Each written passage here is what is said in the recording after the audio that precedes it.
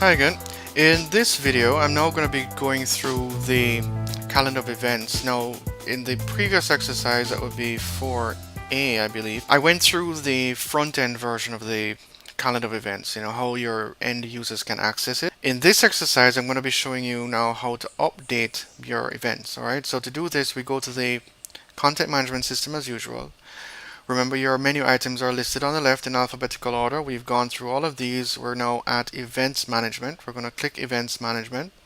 And we have three options available to us. One, add an event. Two, manage events. And three, manage a send to friend feature, which I showed you in the previous video. Now let's start firstly by going to add an event. We have the option to add a title, the type of event, topic, and place. These are mandatory fields. Now, let's scroll down a bit. We have the option to put in the institution responsible, person responsible, the phone number for the contact person, email address, the link. Now the link, by the way, is a link to an external website, and also we have the option to put in a summary of the event. Then we have the option to tag a resource. Now the site, we haven't covered it yet, but the site has a resource center. Okay, now in the resource center you can upload various documents and so on that people can have access to.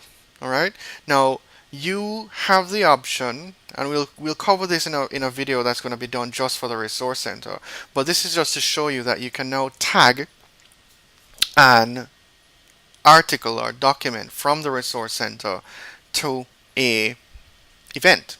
Let's say we had an agenda for that meeting or that event. We could upload the agenda using the resource management tool or section, and then we would tag that agenda using the tag a resource link here. So we click this, up would pop all of the events or the resources that we have, and listed here would be the agenda. So we would have a line item that says agenda for meeting, etc. We'd simply click this and then click link a resource. Once we click it, it is, let me show you, the related resource is added here. Okay, when the user goes back to the site, they would have access to downloading whatever that document was or viewing that information for that resource from the resource center. All right, now let's go back up a sec. We have gone through the mandatory fields. We've gone through these, secondary options, institution, and so on. We've gone through the summary, and we've gone through tagging a resource. Now, one additional thing I should show you is the date type option. Okay, while we were developing the sites, we realized that you could have events that start on a particular day at say 8 a.m. and ends at 5. You could also have an event that spans an entire day and has no specific start or end time. And you could also have an event that starts on a particular day and ends on a particular day. Say starts Monday, ends Friday. So you could have an event that's really a week-long activity. We gave you the option, therefore, to select the date type from this list. All right, we have the option to have a start date. That is really a one-day event. Then we have start date and time. That is for an event that starts today, ends today at different times. We have start and end date. That's an event that starts, say, Monday, anytime, ends Thursday, anytime. Then we have the option to put a start and end date and time. Okay, so that is starts Monday at 8 a.m., ends Friday at 5 p.m. Okay, now to access these, simply click one of these options. I'm going to put start, the most, I guess, complex of the lot, start and end date / time. Once we click this, we have two additional fields that pop up: start date / time and end date / time. Simply click the small calendar icon here, and up will pop a dialog window that allows you to select a date. Okay, And again, as we did with the front end, we can go back a year forward, back a month. We don't need to. It by default starts with today's date, so I'm going to put an event that's starting on the 10th, and one, let's say it starts at, let's pick 9, okay, fine, 9 a.m. Let's say 9:15 a.m. I'm going to select date and time. It populates the field with the 10th of September 2009, 9:15. I want to end the following day at, that's the 11th of September at 5, let's say 5:30 p.m. Select. Alright? Once I've done this, I'd simply go in, fill in everything else, scroll to the bottom of the page and click Add Event. Once the event is added here, it is automatically, let's go back to the site, it would automatically pop up here on the event calendar, as well as be listed on the calendar of events page. Okay, and perhaps if it's not too far in the future, be listed at the very bottom of the homepage under upcoming events. Alright, so let's go back to the content management system for a second. Now, this is how you add an event. Let us say, for instance, you've already added an event and you want to edit one. Alright, that's where the Manage Events section comes in. So we're going to click that.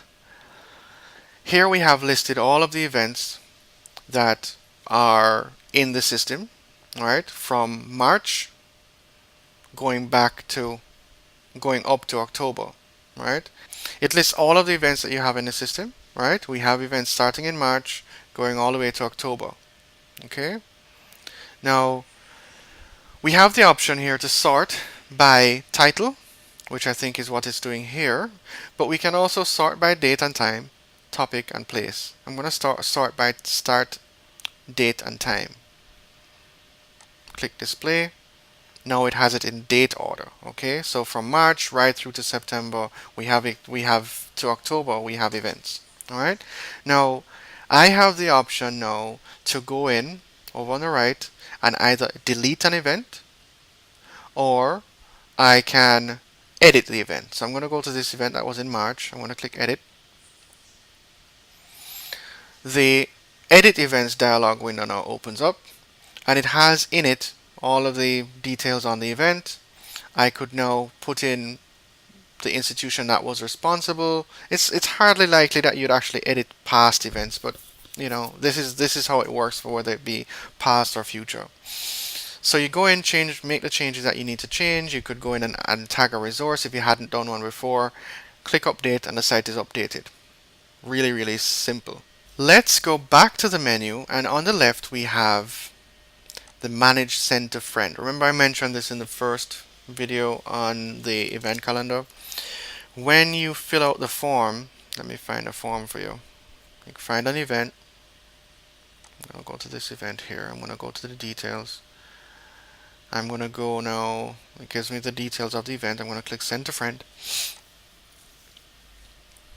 If I had filled this out, sent it to a friend of mine, click Send, then the website would send this email.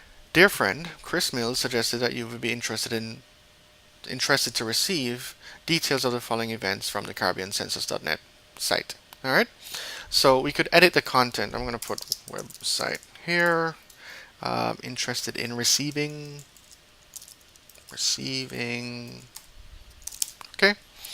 And so on. I'm going to just make some minor changes, and then I could click Save.